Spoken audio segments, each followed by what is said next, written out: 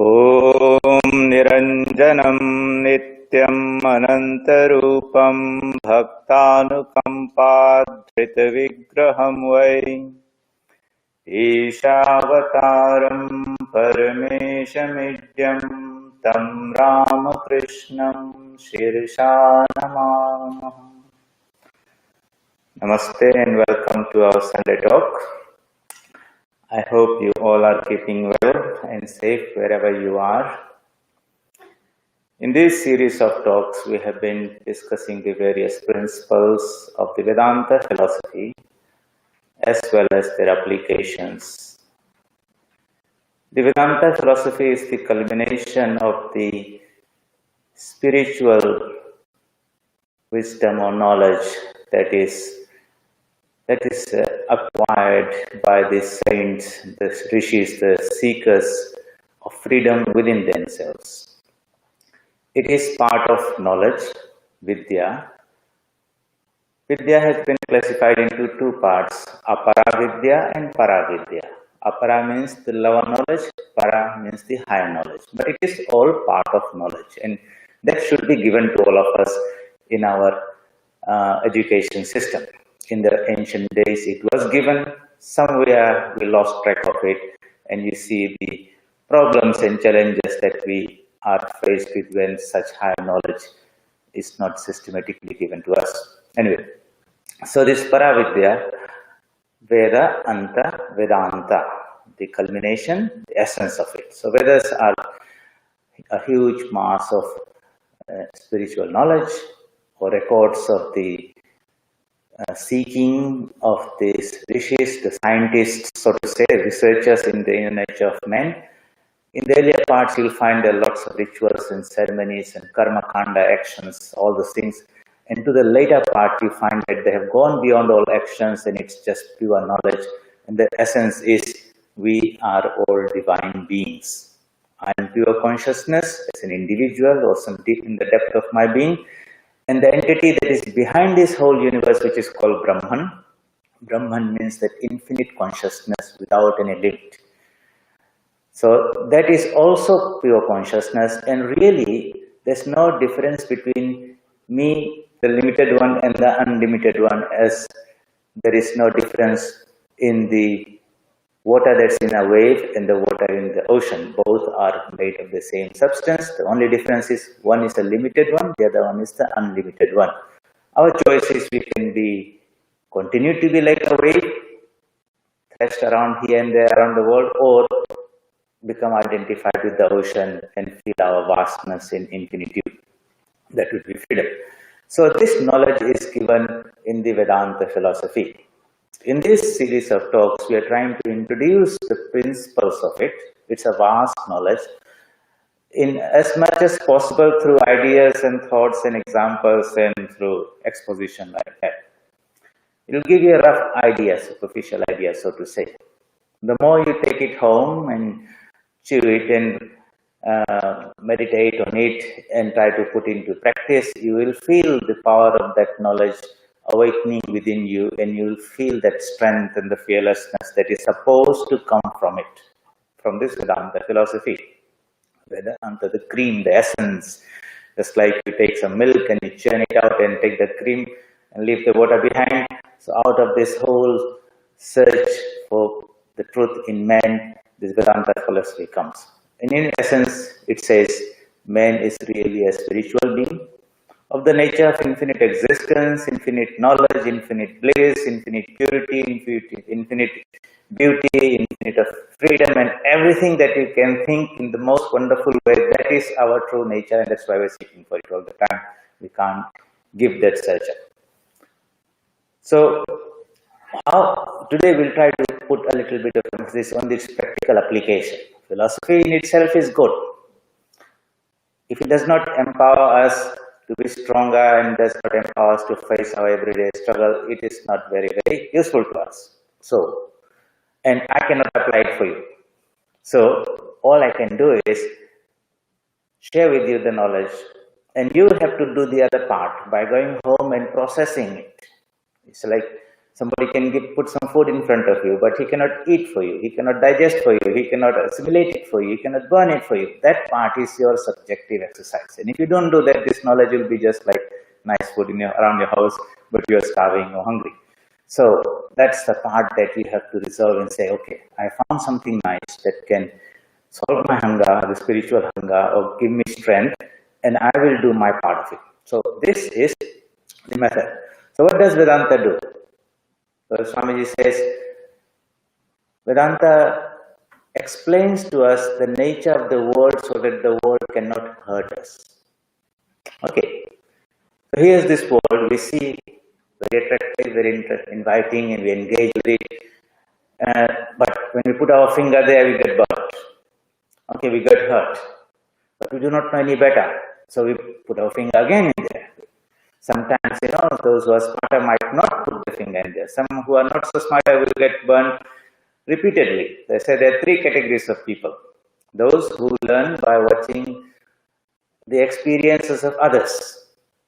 Okay, somebody put his finger in the fire and this person was looking. When the first person got burned, the second person says, I have learned from the other person's experience and I will not. That is the smart, superior type of person. The mediocre is, even if the mother is telling the child, don't put your finger there or don't eat this chili, the child will still put the finger in there, get burnt once at least, and then he will learn out of experience. Experience is a great teacher. And there's a third category of people who will need to put the finger there twice to get burnt. So you have this type of people who come and say, why do I suffer again and again in this life? I do that. You see, because the first experience did not teach us. It taught us, but we did not learn the lesson from us. It requires a type of vigilance and introspection and reflection, a type of discrimination all the time in alertness as we live or go through this journey of life to be a constant learner. Every experience is there to teach us something. That is why we are born, and we go through all these things. And the more painful experiences, you will agree, are sometimes the better teachers. Okay, yes, they were not something we asked for, but they taught us more than the nice good things in life, you say. So this is what Sri Krishna also says in the Bhagavad Gita, Sarva karma akhilam partha jnane parisamapyate. Actions, experience, karma, all. Sarva karma, all actions. Akhilam, in the entirety. Partha is telling Arjuna. Jnane means in knowledge, parisamapyate. It must culminate in knowledge. That means you go through experience and you should come back and reflect and say, what did that teach me? And if you have such that experience, knowledge out of it, then you will graduate to the next class. If you do not, you'll find that it will come back to in another form, again trying to teach. So the purpose of life is not enjoyment, you get that, but the real purpose of life is knowledge. First, and when I say knowledge, it means the ultimate purpose of life is self-knowledge. So we have got two types of knowledge, apara vidya, by which all the education that is given to us by the Ministry of Education and what life is teaching, by which we can earn our food, clothing and shelter, that is there. You need it in some form or the other. At best you have all this money and everything that life can offer. But there is another type of knowledge called Paravidya. That Paravidya is taught through Vedanta philosophy. And luckily if we are given or we get access to that early in life, we can have a more meaningful and fruitful life. If not, then we'll have to learn through our own experiences, so to say. So this knowledge is there. There's no excuse that I can't understand Sanskrit or this or that. That is just trying to find some excuse for not being sincere. It's there, available everywhere on internet and talks and those things. Take that and see how it can empower us. Now, in this situation in the world when we need this type of knowledge more than ever, and you reflect the whole world in our lifetime has come to a standstill. It's not like one country that has been affected by a cyclone or drought or fire or some national disaster. The whole world has been forced to come to a standstill. Never we have been able to imagine that it could happen. By a virus that we can't see, somewhere it is there, and it is having such a havoc, of course, on the health of people, on the economy and everything, but it is having a much more profound effect on us individually at many, many levels. Most of the time we are focused on the physical health, so to say, how many people are well, how many are sick, and how many are dying. And every day you'll find somebody will stand up in the news and say, counting the statistics, okay, in such a such state, so many people, new cases were discovered and so many people died. But the effect of the virus is not there only. The other day I was reading a report that has just come out of New Zealand where they were saying, reporting on the impact of this mental health of the youth, and it is absolutely shocking. We know apparently these first world countries, they look very nice because of all the amenities and food, entertainment, infrastructure, all there. Health is, so to say, nice, but behind that show, the inner man is not so healthy. And you'd be surprised, a country like New Zealand, it is known on the statistics, has the highest rate of suicide among the youth, 18 to 24 years old. You might say, why? It's a beautiful country, in the corner of the world, there's no disasters and fighting, something like that. Why would some young man or woman who has not really faced the challenges of the world resolve to take the life? Something is missing in there. No matter how much money, billions of dollars you pump into having this, call centers or psychiatrists or medicines available, the problem is not getting solved. It is growing more and more. And it's not that country only. Everywhere around the world, the status is same. In this crisis, you'll find already we are hearing reports that the mental health situation of people is pretty bad. And you can understand why.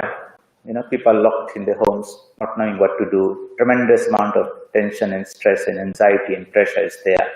Worried about their own physical health, worried about feeding their family, worried about their jobs, servicing the loans and all those things. Locked forcefully into a place, and you never live that life, so you do not know what to do with that, and it has a mental toll on that.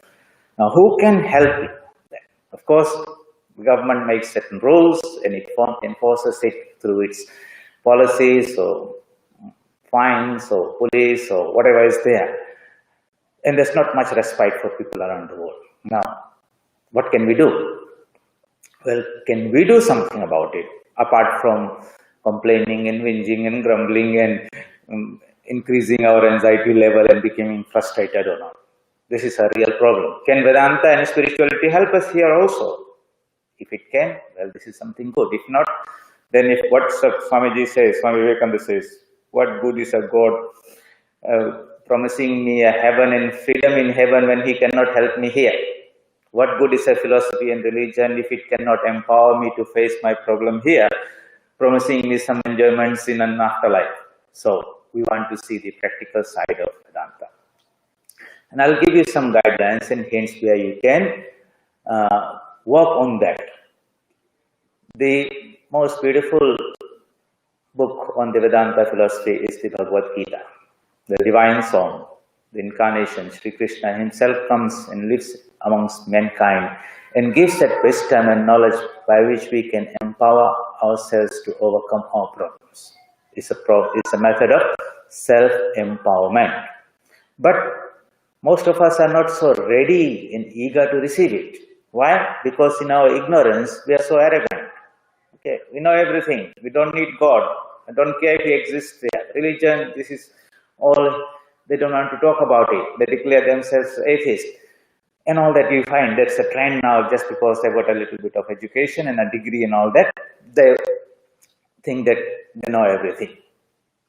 And it is to such people that when they need it, the door has to be open. So we see the setting of the Mahabharata. Okay, he is a highly accomplished warrior, the general of the company, very eager to fight, so long. He marshals up a huge army, gets in front of them and eager to fight, and so he gets in there, right in the middle of it. And at that moment, just when the battle is about to start, so to say, when everything is sort of ready, before anyone has shot an arrow at him, he's a conquered man, on his knees, shaking, shivering, sweating. This bow has slipped off his fingers, out of his hand. He doesn't know what his duty, because suddenly he is confused. Okay, he should be the leader. He's setting the pace for everyone. But he wants to make so many excuses and justifications to say, I would rather not have the blood of my kinsmen on my hands. I would rather go into the forest and live on fruits and flowers and not, I don't want this kingdom and all that. So you see, why did it to happen in this way? Why couldn't Sri Krishna get hold of some Swami or some monk in a mountain cave in the Himalayas and having a nice conversation and teaching this type of scripture? Because the Vedanta philosophy is to be put into practice in the battle of life. Here is this man, he's fighting his battle of life. Yours and my battle are not anywhere close to his battle. So just think about it. And if this knowledge could empower somebody in that type of situation, definitely it can help me. Alright, so we see, approach it. But this man is, in the beginning, even though he was a good friend of Arjuna, they were going around great friends, companions, eating, hunting together and all these things. Never did he ask Arjuna, Shri Krishna, can you please teach me the Vedanta and this and that? Okay, so what happens is, the Lord knows this. He brings us to our knees. In Arjuna's case, literally on his knees is there. And at that time, man discovers that all that knowledge and wisdom and whatever he has is found to be wanting, is not sufficient for him. And when he discovers his helplessness and all that, then he looks up, surrenders, opens his mind and says, please tell me, I am your disciple, help me. And that's what he says, I am your shishya, please tell me, sadhi mam tuam prapannam, tell me what is good, I desperately need it. Why? Because that situation forced him to do that. So we are in this world also in a situation like this. We are very happy around, living our nice, beautiful lives, everything is set and fine. And suddenly something has come and put everything in disorder. It has also, as a whole humanity, put us on our knees, so to say. We are helpless. Here and there, the smart ones, the policy makers, they also, you see, very confused. After 6-8 months, they do not know whether I should do this or which way to go. Everyone is in that confusion there. And those who are really looking for that help have understood that's not going to come from the people around me, the society, the government, everyone is in that same confusion. In that time, man looks up and asks, is there someone there who can guide me to overcome or go through this struggle that I have to pass through in the rest of the life? Yes, the knowledge is there. If the mind can open, you can receive it. This is Sanatana Dharma, the eternal wisdom. It is there, relevant 5,000 years ago, and it's equally relevant now. Only thing is we have to, the principles are same, the application is something you and I have to work out in our own particular life. And that's where we have to do some processing part of it. Okay. So here is Arjuna, and he opens himself to this knowledge, and then Sri Krishna, who never talked about maybe Vedanta to him, says, I can tell you. So how do I approach this wonderful scripture, the Bhagavad Gita? Is it something for somebody who has become disenchanted with this world and is a seeker of freedom, some Swami, some monk or somebody like that? It's for them only? Is it something like you read this book when you are an old person only? I remember when I was in Hyderabad, some young students from the Institute of Languages went to our head Swami, the president, and said, Swamiji, can you please recommend a good copy of a Bhagavad Gita with a good translation? And he said, yes, I can, but whom do you want it for? Oh no, our school principal is retiring, and we thought we will make a nice present to him.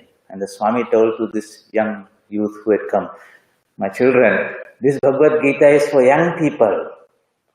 You have this whole journey in the battle of life in front of you. This is a practical manual that can empower you to live that life. What is the point of giving to somebody whose battle of life or work life is almost over? It will help him, but it should be given to young people, you people. So this is where this Vedanta knowledge can come to us. So Sri Krishna is teaching all that wisdom in the Bhagavad Gita. I would invite you to look at this Bhagavad Gita in a new light, in the present context, because we have these mental health problems around there. Look at Sri Krishna, say Arjuna, Arjun Vishada Yoga. The despondency or the confusion or depression of Arjuna. He is in this situation a typical depressed person, so to say. Not knowing who he is, not knowing, very much confused about his duty and responsibility in everything, and making all smart excuses, so to say, finding some way to get out. And then you look at Sri Krishna as a wonderful psychiatrist, okay, who understands his patient very well, has a little conversation, susses him out right up front and says, all that nice talk you are giving is not, it just exposes your own weakness and cowardice, and weakness rather. And then he knows also how to administer the medicine, okay. In those 18 chapters, he takes him through these 18 doses, he might say. And the end result is this man who was all shaking and shivering on his knees, is upon his feet, ready to fight the battle. And he fought it very well. Sri Krishna did not say, don't worry, my friend. You look very confused. Give me the bows, I will fight. He did not fight the battle for Arjuna. What did he do? He empowered him with the right knowledge. With the right knowledge and understanding, and as that knowledge came, the ignorance vanished, and the sheep woke up to his lion nature, and he rode and he fought. Now, my question to you is, would you be able to approach this Bhagavad Gita now, go through the verse by verse and say, can I pull out some principles out of it, which can empower me in my present situation to face my battles better? And if you can do that, through this, one great thing will come to you. You would get a wonderful manual and a guidebook that will be a great source of inspiration and guidance throughout your lifetime. And because you have found it good, you will give it to your children and others. And that knowledge is more powerful and more important than all the other knowledge that you can, because the rest is found to be wanting: food, clothing, shelter, accommodation. The spiritual knowledge is there.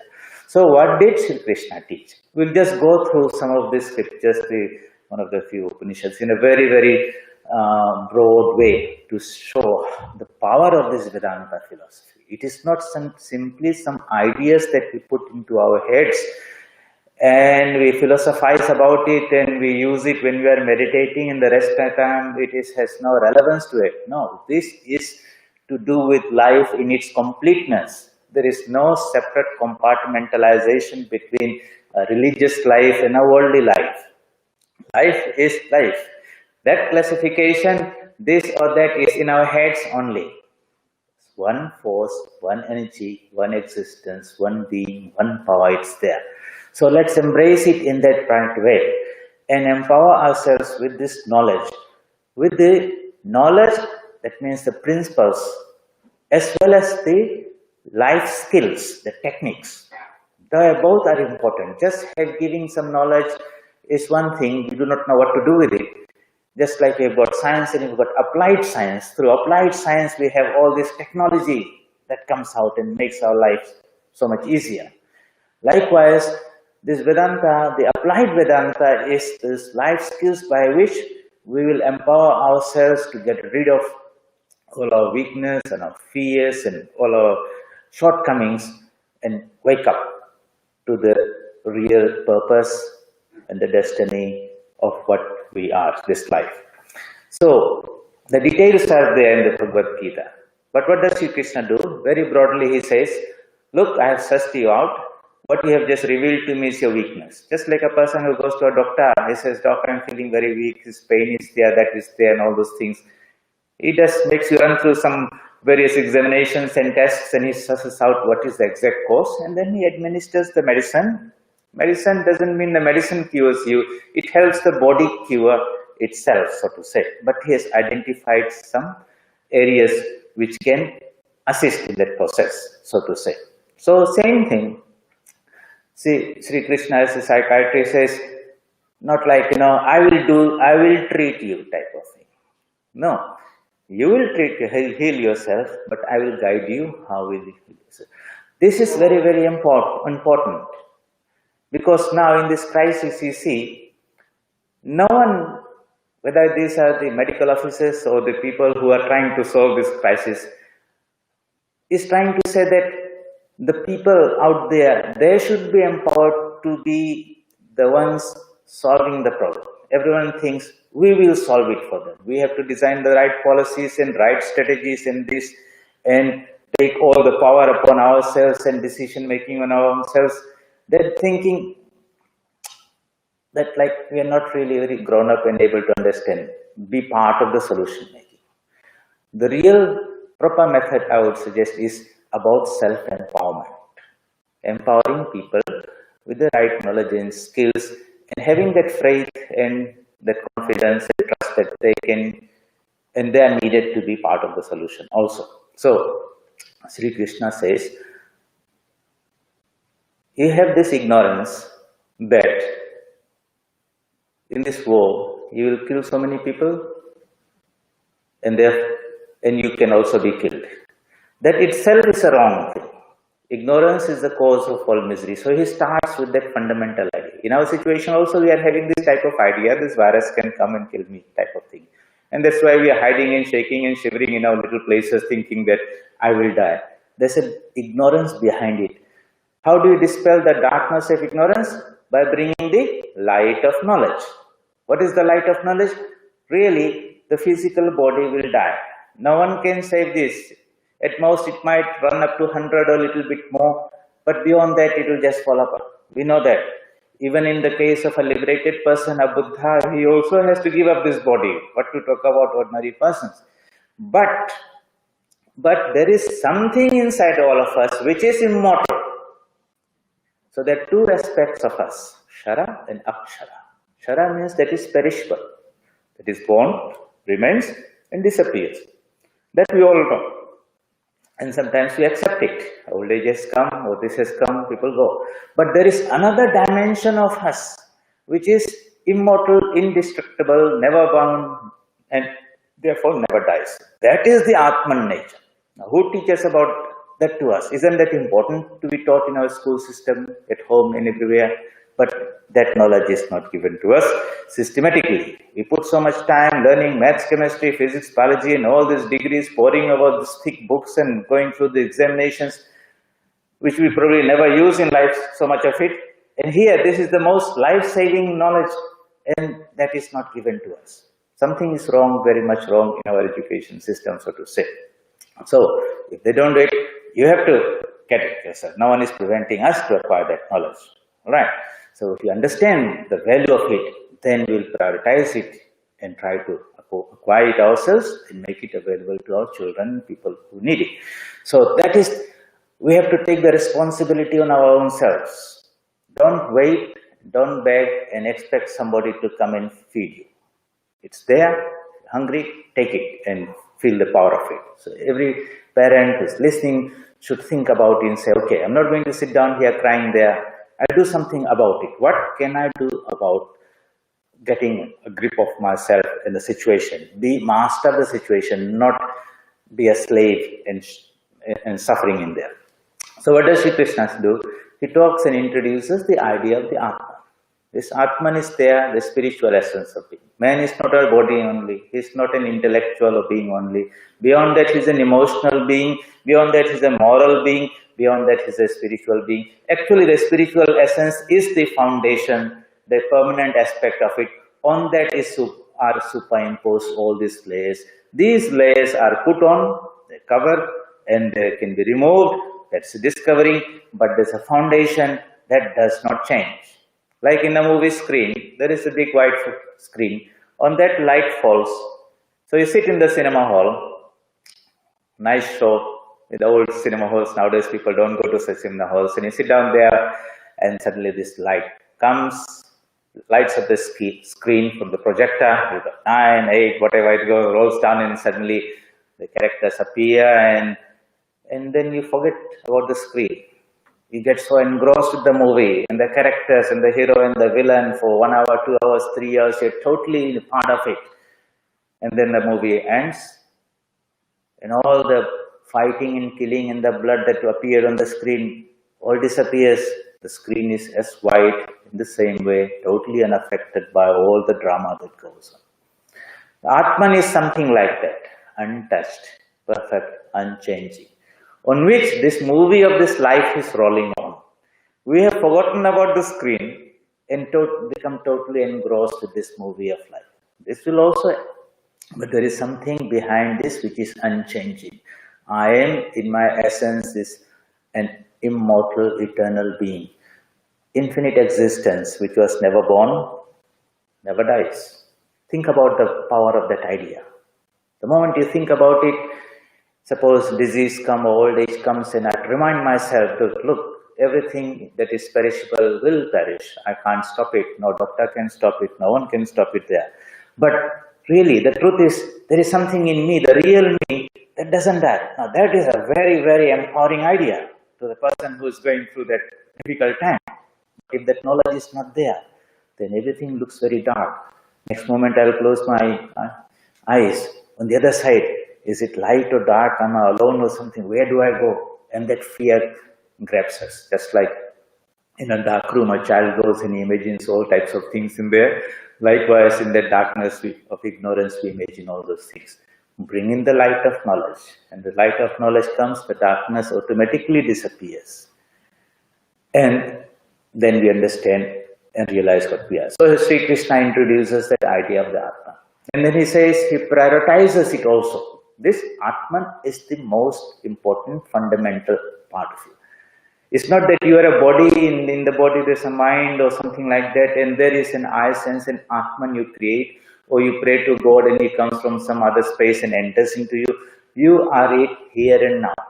In ignorance, we think that we are this body, mind, consciousness, and we cling to it because the other thing is not known. So, he introduces that, and then he introduces the second idea that fight this battle. But being established in this yoga or being established in your Atman nature, Sthita Prajna, being established in the knowledge of your immortal nature, on that stand, establish yourself on that platform and then fight. Then you'll find that all this killing of these people, you are not the killer and they will not be killed. The sins of all this battle will not touch, just like the screen in the movie is not touched by the blood that is in the movie. That is the power of that knowledge. But if we are not established on that knowledge, then this movie is real. Sometimes it's a comedy, sometimes it's a tragedy, and sometimes it's a horror movie also. So that's how it is. But if you can see the whole thing in its proper light, then you can enjoy the movie. It could be a horror movie and you can enjoy it also. Some people love it, watching horror movies, but because they always remind themselves it's a movie only. Suppose they forgot it's a movie, then it's really horrifying. They'll be frightened. But if they can keep an idea, a part of, this is a movie only, and I can handle it type of thing. So what does the Vedanta philosophy do? It teaches us about life so that we cannot be affected or hurt by it. This movie of life will roll on. We are already in the middle of it. We can't press the button and say, this is too much, I don't want to carry on. Some people try to do that. And out of ignorance, you know, you have all this type of people who try to put an end to their own life. Not the way to go. The movie will roll on. But we have to understand it in its proper light. And the most empowering idea is that I'm just a witness of it. I'm not a part of the thing. Okay. But in ignorance, I have become so involved in that. So when you're watching a movie, you like the hero so much. If the hero is happy, you're happy. If he's unhappy, you are unhappy. We become identified with that. And so that attachment to that particular character is beginning to affect us. Likewise, we have become attached to this body, this mind, this identity, these people around us and things around us. And suddenly we have squandered away and surrendered our own in freedom to those things. And now those things have power over us. And if any change happens there, it is affecting me. One day before, you might not know somebody. All right, so If something happened to another one, you heard from the neighborhood, somebody in the village was passed away, and you said, I did not know him, no reaction. But if that person happened to be some very close relative or somebody, immediately sorrow will come. Why? Another person died, but my attachment to that person had created that reaction in me. So how can I fight this battle without getting affected? So Sri Krishna says, in the Bhagavad Gita, he teaches the art of Karma Yoga. Do everything, but without attachment. Okay, you might say that's easier said than done. How can we be so detached from all the people? Do we become very cold-hearted and selfish and all those things and don't take care of my family and children, all those things? Is that what Vedanta is teaching? No. That's not what it's teaching. It's teaching us to engage with the world in the light of a higher spiritual understanding. It does not say run away from it. Otherwise, Sri Krishna would have said, my friend, this battle is terrible. You are right. Why should you have all this bloodshed in your hand? You should go and live quietly in peacefulness in a forest or something. But that's not what he teaches. He teaches us how to fight the battle of life, empowered or armed with this knowledge and protected with this armor that the outside world cannot affect us. So he teaches the art of non-attachment. Then he teaches us the technique by which we can get non-attached also. So then these various yogas come. Karma yoga, bhakti yoga, and jnana yoga, and dhyan yoga. In chapter 6, Swamiji has been teaching about the dhyan yoga by which we lift or disconnect or develop that capacity to disconnect ourselves from this body-mind and lift it and connect it to the Atman nature. Systematically, through practice, it can be done. You might not have that immediate awakening and enlightenment of Buddha in a few days of meditation, but the method is that. And those who really want it will get it. And there's no other way. Really, if you think about it, you can put it off for a while. We'll do it later in this life, or maybe we'll come and do it in the next life. This time it's all looking good, so life is good, why waste it, type of thing. Make the best of it, enjoy it. But you might live it for 10 lifetimes, 100 lifetimes. There's no rest in this world because that which we are seeking for cannot be found here because it is not here. We are seeking for immortality. We want to conquer death. Now making sure that enough food is there every day, having these medicines and doctors and everything there, will it prevent me from dying? No, it will just extend life, but death will come. Nothing wrong with that. Death of the body, but not of the soul. So the soul is eternal and immortal. We are seeking for knowledge all the time. Nowadays it's so easily available on internet here and there. So much knowledge is there. We are seeking for happiness. So many ways to enjoy. So many things are there. Varieties of foods and entertainments and all that. So many is there. But the real joy source of that bliss is within. Knowledge is within us. The eternal, immortal nature of the Atman is within us. Freedom is within us. Power is within us. In ignorance, man goes out there. He tries, does his best. And at some point, in some life, he will get disenchanted. Disenchanted with futile attempt, vain attempt. And that awakening is the beginning of spirituality. When we make that U-turn, that vairagya, whatever I am seeking for, it's not there. If it's not there, so where it is? If it's not there out there, then it's inside.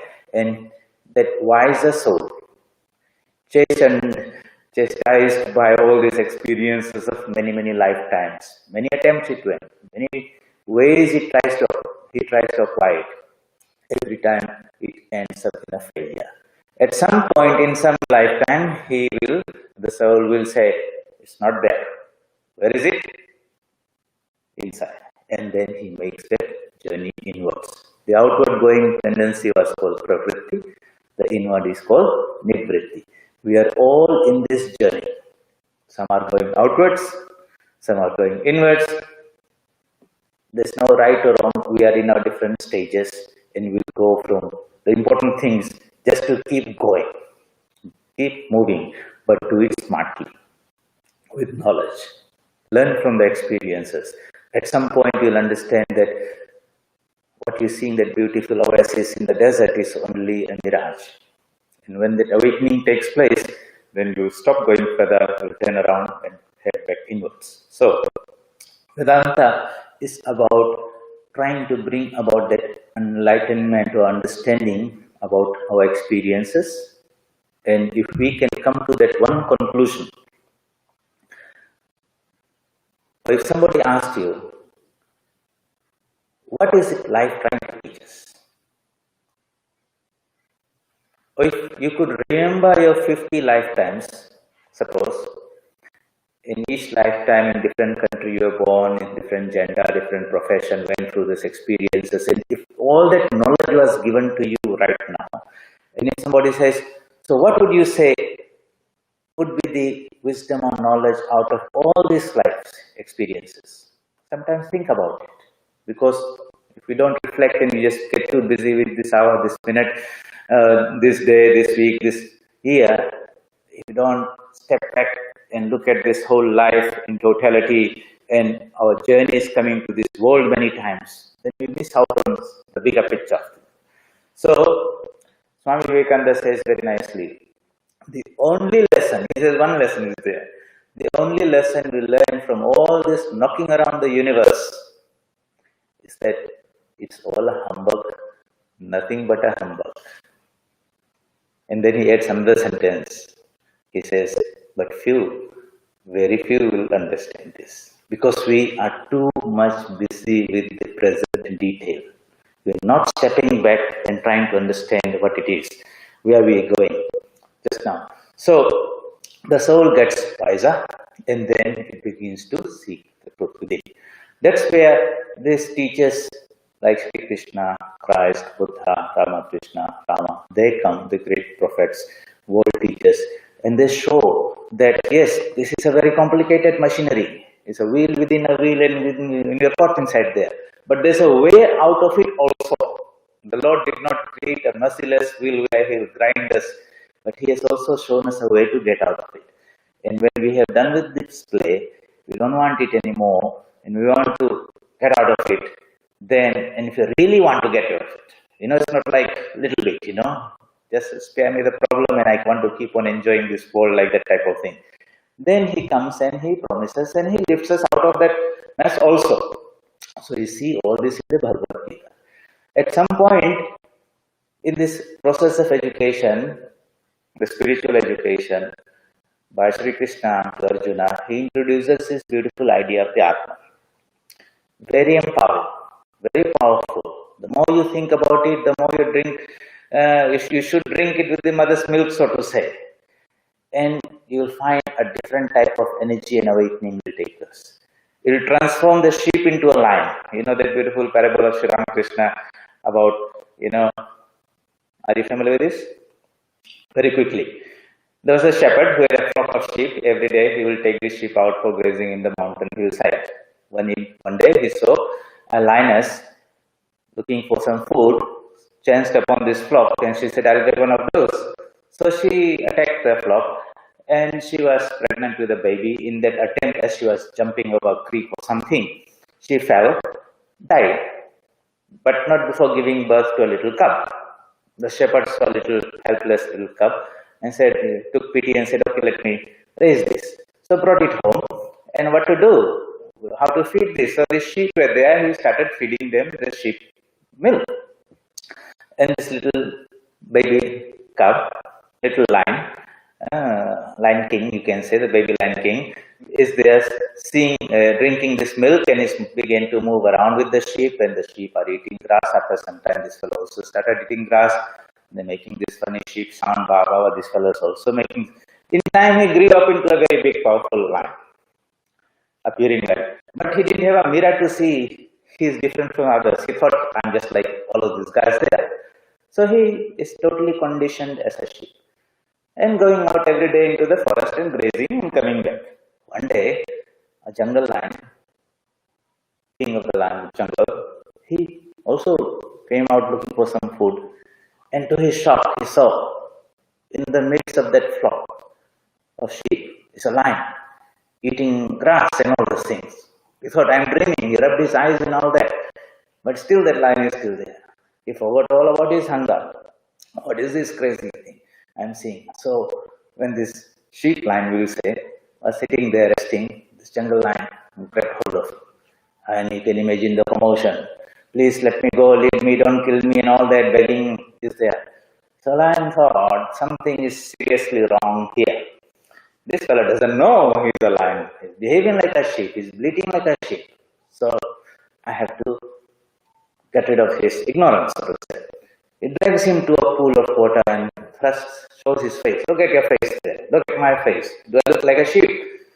So he looks at, no, something is different. I look like this fellow here in the reflection. But the conditioning of that whole lifetime was so strong. Again, he begs and folds his hand and says, please let me go. Such is the conditioning. So like that, he says, that's not sufficient. Something more has to be done.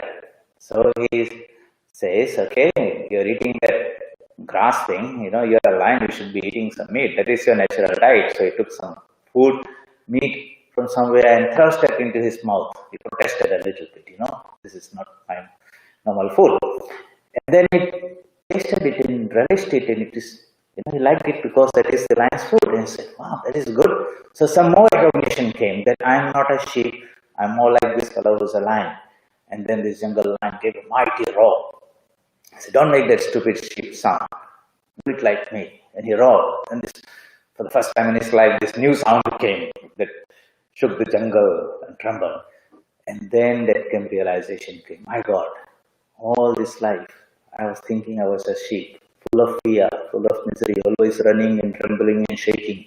Well, really, I have been a lion. He felt really sheepish because maybe that's the word came from. Sheepish about himself and left the flock of sheep and marched to the jungle with the lion, the king of jungle, without any fear, into freedom.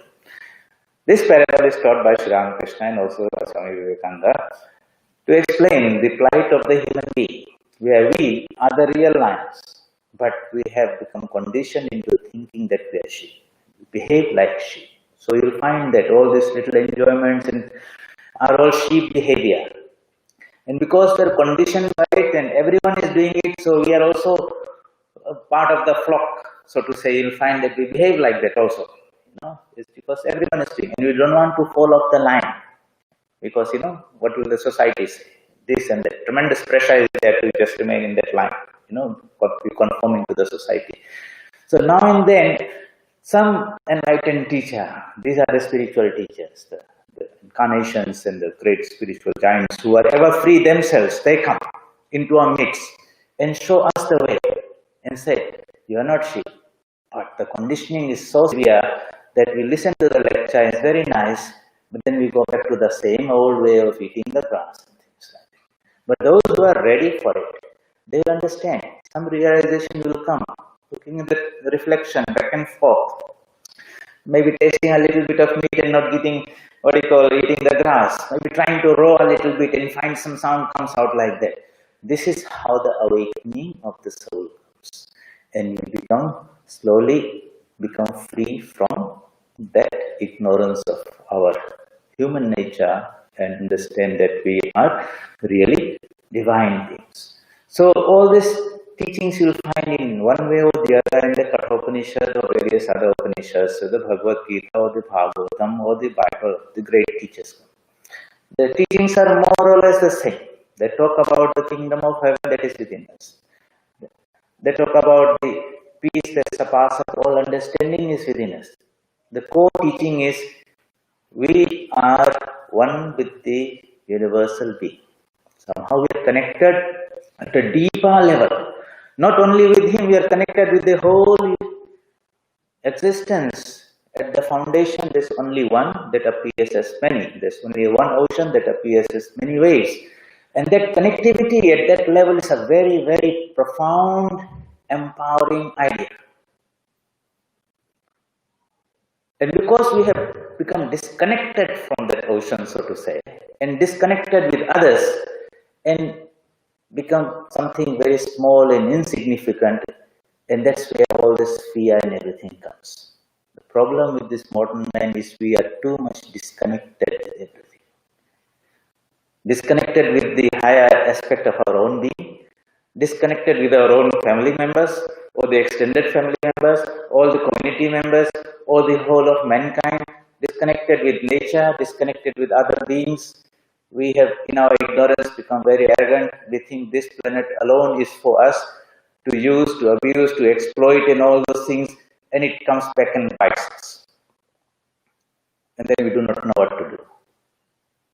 And let me see, in one of the future classes, I will talk about a culture of people who were so connected at all dimensions that they lived in such harmony with this world, with nature, with plants and trees and animals and everything, that they did not do any damage to it. And in their advancement, so to say, they were misunderstood maybe to be uneducated or, not so advanced, so to say, and abused and hurt. In the process, we lost something that we could have learned from them. And I talk about the Aboriginal culture of this land. How to them, it's a wonderful philosophy. I've been studying them. They never say this land belongs to us. We belong to this land. The plant, the animal, the mountain, the animal, everything is living. That's my mother. She nourishes, she protects me. I'm not alone in this. I go and lie on the rock or something. I'm at home with all of those things. They're connected with the whole people, not my own little family only. They're connected with the spirits that are behind, the higher consciousness that's behind this material world. To them, it's a living thing. So when Aborigine goes and plays a didgeridoo to a mountain or rock, he's not doing something to an uneducated person. What is he doing there? But in their culture understanding, this is a living thing. Imagine belonging to all these things and being supported and nourished by that energy and power.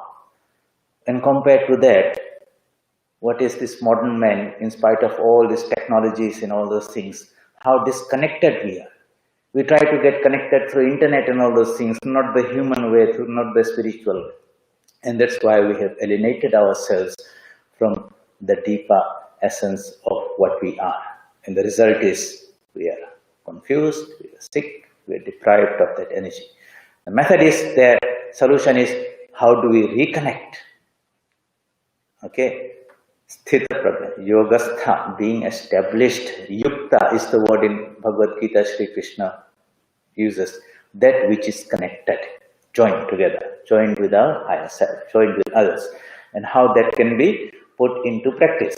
So I was saying, this Vedanta is not a philosophy that's going to make you run away from the world. It tells you how to live in this world in an enlightened way and not be hurt by it. Do your duties and responsibilities by seeing and affirming that there's a universal consciousness behind this whole universe.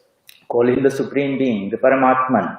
Know him that all actions proceed from him, that the whole universe is created by him. He is the master, he is the creator, so to say.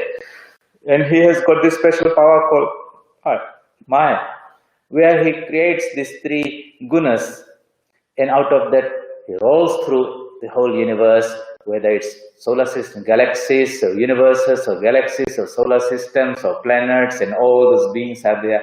And he's not an external being there is like created a clock and now sticking, talking, and he has left. No, he's penetrating inside through it. It's not outside.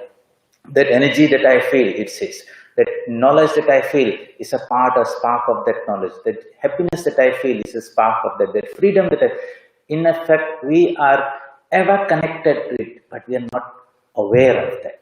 How do we have that constant awareness of our connection?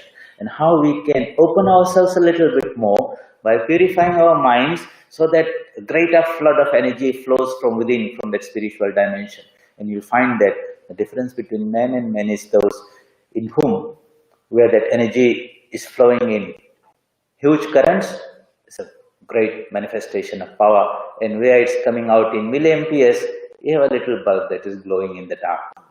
That power is there all the time, here and now, for us to access. So we are not beggars in this world. We are the inheritors of this tremendous amount of power. We are not a trivial little wave on the ocean. Behind me is that whole ocean. Do I know how to connect to it? Do I know the art of drawing that energy? And if you know that art, then this world can be fun. If not, then deprived of that knowledge and wisdom and power and energy, we are at the mercy of being tossed around here and there, and we suffer.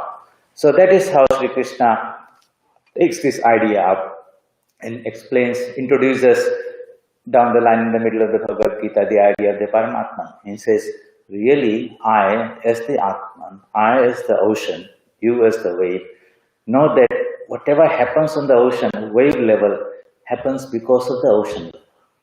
If you do not know and consider yourself to be separate from me, that is your ignorance, you deprive your knowledge. Know that everything proceeds. And if you do not, so this ego sense comes, that we have, I am this body-mind complex only, disconnected and separate from God, that ego has to become less and less and less. And there, greater connectivity comes more and more and more. The ego is like a resistance. You connect yourself to a power supply. If there's too much resistance, then less current comes. But if you can minimize the resistance, then more and more current comes. And if it becomes a superconductor, tremendous amount of power is there. You see in enlightened souls that ego is vanished.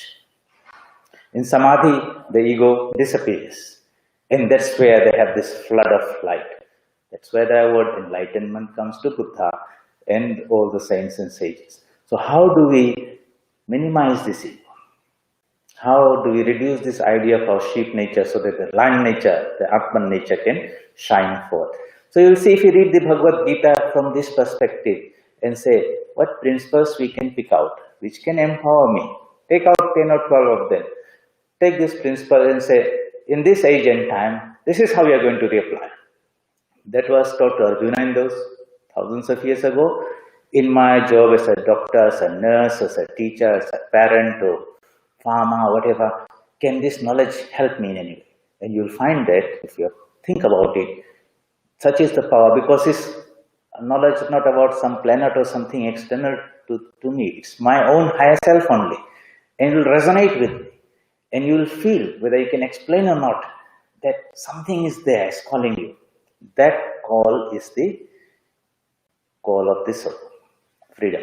And Swami Vivekananda says, when the soul realizes its state of bondage and also understand that it's possible to be in a free state consciously, that struggle is called life. We start with a little mineral maybe, become a little plant, become a little insect or amoeba, insect, work ourselves up through various animals and have come to this man. As we take these different bodies, you will find a greater and greater manifestation of that consciousness and intelligence in all of us. More freedom, more knowledge, more happiness. We are in that journey. And the journey continues until we overcome all our limitations and this infinite soul shines all its glory. That is the destination. And we are all in that path. If this virus, if this calamity that we are all facing can make us reflect, put a little bit of pause button from this wild chasing and infatuation with the world to reflect about what's happening and how we can reorganize, re-engineer, so to say, our energies and how to better use this time to this goal of freedom in our life, then we'll have learned something nice out of it and would have converted that into an opportunity for spiritual growth. Otherwise, it will be an experience when you look back and after 5 or 10 years, oh, a terrible virus came, it destroyed everything, and you will whinge and cry and grumble. There could be another type of people who said, yes, it made me reflect, it put a pause button, and I found that I could use my life for higher purpose. Thank you for that. It was a blessing in disguise. It was a great teacher. It didn't have any bad intentions. Funnily enough, this virus is not a living thing. It doesn't have a mind. It doesn't have a bad intention to hurt us. It was somewhere out there.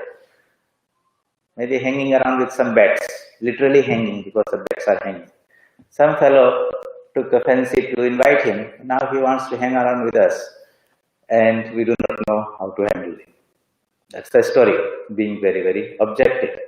So when man meddles around with nature too much, in this sense of enjoyment and this and that, nature bites back, to teach us a lesson.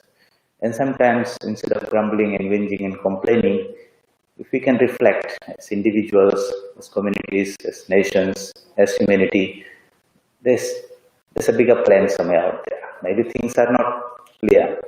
Let that dust settle. And if we come out wiser and smarter and brighter, so that it's better for us as a humanity, as a whatever we can do for this planet, and fast track us our evolution to the spiritual goal, well, something good can come out of it. But this requires a lot of internalization, reflection, thinking deeply. The scriptures are there to guide us. We have to approach us like Arjuna with that openness, with that reverence, and open our hearts and minds. And the teachers are always there. Knowledge is always there to speak, not from outside, but from inside. So let us reorientate ourselves to this wisdom that is there from centuries and see if it can help us fight our own battles better. We'll discuss this a little bit more next Sunday. Om Asato Ma Sadgamaya Tamaso Ma Jyotirgamaya Mrityorma Amritam Gamaya. Om Shanti Shanti Shanti. Hari Om Tat Sat. Shri Ramakrishna Arpanamastu.